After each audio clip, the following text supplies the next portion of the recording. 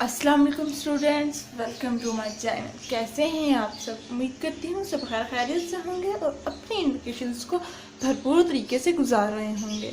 तो स्टूडेंट्स, आज हम पढ़ने जा रहे हैं क्लास 4 की साइंस की बुक। और आज का जो मेरा लेक्चर का जो मेरा मेन टॉपिक है वो है 4।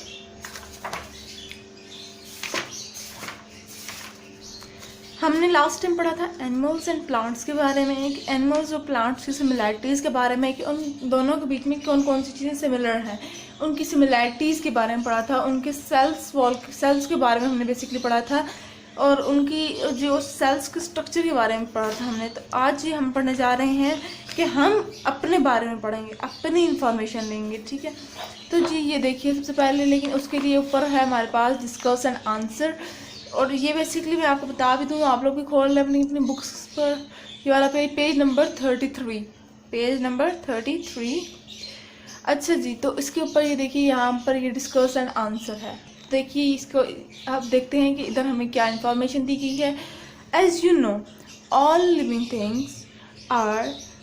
Thing breathe, feel, grow, move, eat, exit and reproduce. अब आपको पता होगा कि जितनी भी लिविंग थिंग्स हैं, जितनी भी जानदार चीज़ें हैं, वो सारी की सारी ब्रीथ यानी कि सांस लेती हैं, हर चीज़ को फील करती हैं, वो बढ़ती हैं, मूव करती हैं, खाती हैं, एग्जिट करती हैं और रिप्रोड्यूस करती हैं, ठीक है। लेकिन नॉन लिविंग थिंग्स की बात करें तो उनके पास non living things do not do these things. लेकिन जब हम नॉन लिविंग थिंग्स की बात करेंगे तो नॉन लिविंग थिंग्स के पास तो ये सब कुछ नहीं होता। वो सब कुछ जो लिविंग थिंग कर सकती हैं वो नॉन लिविंग थिंग्स तो नहीं कर सकती। How can you prove that non living things can not grow? अब आप ये कैसे प्रूव कर सकते हैं कि नॉन लिविंग थिंग्स जितनी भी चीज़ें हैं जो जानदार नहीं हैं वो ग्रो नहीं करती? Design an experiment to show that living things grow while non living thing can not. अब आपने एक्सपेरिमेंट करना है। एक्सपेरिमेंट के थ्रू आपने बताना है कि जो जितने भी लिविंग थिंग्स हैं, जितनी भी जानदार चीज़ें हैं वो ग्रो करती हैं और नॉन लिविंग थिंग्स नहीं ग्रो करती। आप अपना आइडियाज़ मुझे कमेंट बॉक्स में शेयर कीजिएगा कि आपने कौन सा किस आइडिया के थ्रू, किस एक्सपेरिमेंट के थ्रू आपने ये प्रूफ किया कि आप लिविंग थिंग्स को ग्रो करती हैं और नॉन लिविंग थिंग्स नहीं ग्रो करती। ये एक आप एक्सपेरिमेंट करें और फिर मुझे कमेंट बॉक्स में बताइएगा। तो जी आज फिर बात करते हैं, फिर we depend on each other. अब हम एक दूसरे के ऊपर डिपेंड तो करते हैं, लेकिन वो किस तरह से डिपेंड कर रहे हैं। All living things need air. जितनी भी लिविंग थिंग्स हैं उनको एयर चाहिए, वाटर चाहिए, फूड चाहिए, मिनरल्स चाहिए, लाइट चाहिए और वार्मथ चाहिए। Animals and plants depend on each other for life. अब एनिमल्स यानी कि जितनी भी एनिमल्स हैं और जितने भी प्लांट्स हैं, पौधे हैं, ठीक है, ये सब एक दूसरे के ऊपर डिपेंड करते हैं। एनिमल्स प्लांट्स के ऊपर, प्लांट्स एनिमल्स के ऊपर, ठीक है। Plants provide humans and other animals to with food. अब जो प्लांट्स हैं वो हमें ह्यूमंस को क्या प्रोवाइड कर रहे हैं?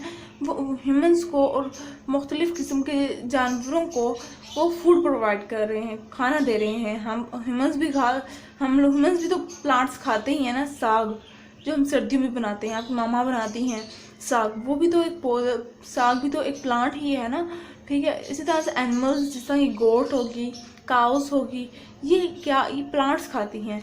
They also produce oxygen that we breathe in. अब प्लांट्स ऑक्सीजन भी प्रोड्यूस करते हैं जिसके थ्रू हम सांस ले रहे हैं, ठीक है। फिर आगे नीचे नेक्स्ट पैराग्राफ पर, humans and other animals take in oxygen and breathe out carbon dioxide. अब ह्यूमंस, इंसान और बाकी जितने भी जानवर हैं वो ऑक्सीजन को लेते हैं, इनहेल करते हैं, एक्सेल क्या करते हैं? कार्बन डाइऑक्साइड एक्सेल कर देते हैं। Carbon dioxide is needed by plant to make food. अब कार्बन डाइऑक्साइड प्लांट्स को चाहिए होती है, ऑक्सीजन ह्यूमंस को चाहिए होती है और कार्बन डाइऑक्साइड प्लांट्स को चाहिए होती है ताकि वो अपना फूड बना सकें। Animals also provide plants with mature. अब एनिमल्स क्या प्लांट्स को एक मिच्योर कार्बन डाइऑक्साइड प्रोवाइड कर रहे हैं, ठीक है। In this way plant give something and receive something in return. इस तरह से प्लांट्स कुछ हमें दे रहे हैं और हम प्लांट्स को कुछ ना कुछ दे रहे हैं। तो इस वजह से हमें कहते हैं कि प्लांट्स और एनिमल्स एक दूसरे पर डिपेंड करते हैं। फिर आगे हम लोग नेक्स्ट पेज पर, पेज नंबर 34 पर, और पेज नंबर 34 पर ये देखिए लाइफ साइकिल के ऊपर। तो जी लाइफ साइकिल बेसिकली क्या है? All animal pass through various stage in their life. अब जितने भी एनिमल्स हैं या जितने भी जानदार चीज़ें हैं वो सारी की सारी एक स्टेज से गुजर के अगली स्टेज पे जाती हैं, ठीक है। इसकी एग्जांपल उन्होंने एक न्यू बॉर्न बेबी की दी हुई है, एक छोटा सा पैदाइशी बच्चे की दी हुई है। You were born as a baby and then you develop into a child, next you will develop into a teenager and then you will grow into an adult। अब देखिए आप पैदा के आप जब पैदा होते तो ही आप बड़े हो गए थे? नहीं ना, आप पैदा किस तरह से थे? आप न्यू बॉर्न बेबी थे, आप छोटे से बेबी थे जो चल फिर नहीं सकते थे, आपके दांत नहीं थे, कुछ भी नहीं था, आप खाली दूध पीते थे, मिल्क पीते थे, ठीक है। लेकिन फिर आप आहिस्ता आहिस्ता करके बढ़ते गए, आप चाइल्ड हो गए, आप एक बच्चा बन गए, आप चलना शुरू हो गए, आपके टीथ आ गए, आप खाना शुरू हो गए, रोटी सालन खाना शुरू हो गए, ठीक है। उसके बाद फिर आप दोबारा और भी ज़्यादा बड़े हुए, ठीक है। फिर आप टीनेजर में आ गए और फिर आप एक अडल्ट बन गए। एक अडल्ट यानी कि वो एक आदमी बन गए, ठीक है। ये देखिए baby, child and an adult, ठीक है।